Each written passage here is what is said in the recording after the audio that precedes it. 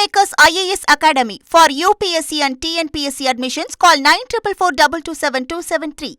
பருவமழை தீவிரமடைவதில் தாமதம் ஏற்பட்டுள்ளதால் வரும் ஜூன் 12ஆம் தேதி மேட்டூர் அணை திறப்பதில் சிக்கலானது ஏற்பட்டிருக்கிறது. பருவமழை தீவிரமடைவதில் தாமதம் ஏற்பட்டுள்ளதால் வரும் ஜூன் 12ஆம் தேதி மேட்டூர் அணை திறப்பதில் சிக்கலானது ஏற்பட்டிருக்கிறது என்ற முக்கிய செய்தியை நாம் பார்த்து வருகிறோம். கர்நாடக அரசு நீர் திறக்காததால் மேட்டூர் அணை நீர் இருப்பு சரிவு ஏற்பட்டிருக்கிறது என்ற தகவலும் வெளியாகி இருக்கிறது. கர்நாடக அரசு நீர் திறக்காததால் மேட்டூர் அணை நீர் இருப்பு சரிவு ஏற்பட்டிருக்கிறது. விவரங்களோடு இணைகிறார் நமது செய்தியாளர் தாயுமானவன். வணக்கம் தாயுமானவன். தற்போது மேட்டூர் அணையில் இன்றைய நிலவரப்படி நீர்மட்டம் மற்றும் நீர் இருப்பு எவ்வளவு இருக்குது? முழு விவரங்கள்.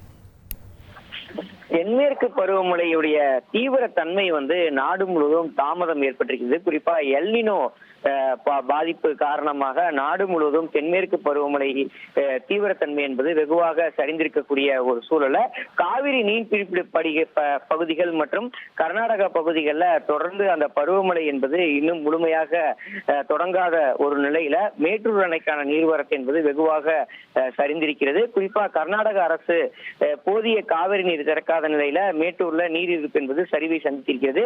மேட்டூர் அணையில போதிய நீர் இல்லாததால இந்த ஆண்டு குறுவை சாகுபடிக்கு வழக்கமாக ஜூன் 12ஆம் தேதி மேட்டூர் அணையை திறக்க முடியாத ஒரு சூழல் என்பது ஏற்பட்டிருக்கிறது.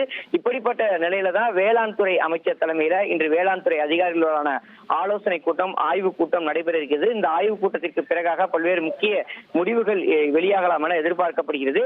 தஞ்சை, திருவாரூர், நாகை, மயிலாடுதுறை ஆகிய டெல்டா மாவட்டங்கள்ல இதன் காரணமாக குறுவை சாகுபடி இலக்கு பரப்பு என்பது குறைக்கப்பட்டிருக்கிறது. வழக்கமாக கடந்த ஆண்டு டெல்டா மாவட்டங்கள்ல 6.31 லட்சம் ஏக்கராக இருந்த குறுவை நெல் சாகுபடி பரப்பு என்பது இந்நடப்பாண்டு 3.44 லட்சமாக மட்டுமே இலக்கு என்பது நிர்ணயம் செய்யப்பட்டிருக்கிறது. மேலும் வேளாண் துறையில டெல்டா விவசாயிகளுக்கு மாற்று பயிர் பொருட்களை விளைவிப்பது தொடர்பாக பல்வேறு அறிவுறுத்தல்களும் தொடர்ச்சியாக சம்பந்தப்பட்ட அந்த மாவட்ட வேளாண் அதிகாரிகள் தரப்புல முன்வைக்கப்பட்டு வருகிறது. அந்த வகையில பம்பு செட் பாசனத்திற்கு மாற்றாக ஆற்று வழி பாசனத்தை மட்டும் நம்பி பயன்படுத்தக்கூடிய விவசாயிகளுக்கு குறுவைக்கு பதிலாக பயிர் வகைகள், எண்ணெய் வித்துக்கள் உள்ளிட்ட பயிர் சாகுபடிகளை செய்ய வேளாண் துறை பரிந்துரை செய்திருப்பதாக தகவல்கள் இருக்கின்றன.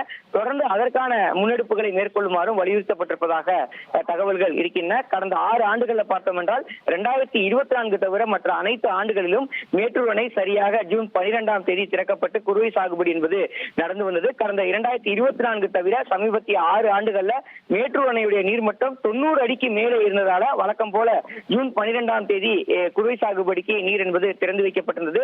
2024க்கு பின்னர் தற்போது 2026 மேட்டூர் அணையுடைய நீர்மட்டம் என்பது 90 அடிக்கு குறைவாகவே இருக்கிறது. அதாவது 79 அடியாகவும் நீரிருப்பு என்பது 41,718 மில்லியன் கன அடியாகவும் இருக்கிறது. இப்படிப்பட்ட நிலையில தான் மேட்டூர் அணையை திறக்க முடியாத ஒரு சூழல் என்பது ஏற்பட்டிருக்கிறது. இது தொடர்பான அதிகாரப்பூர்வமான அறிக்கையை விரைவில் வெளியிடுவார்கள் என எதிர்பார்க்கப்படுகிறது.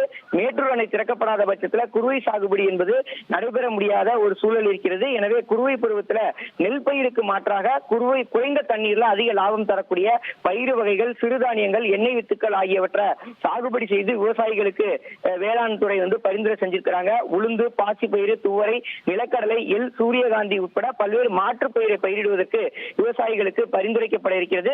எனவே இந்த மாற்று பயிர் விளைச்சல் தொடர்பாகவும் குறுவை சாகுபடி பணிகளை மேற்கொள்வது தொடர்பாகவும் ஒரு விரிவான ஆலோசனை கூட்டம் இன்று வேளாண் துறை அமைச்சர் முன்னிலையில வேளாண் துறை அதிகாரிகள் நடத்திருக்கிறாங்க. இதன் பிறகாக முக்கிய அறிவிப்பு என்பது வெளியாக இருக்கிறது. விவரங்களுக்கு நன்றி தாயுமானவன்.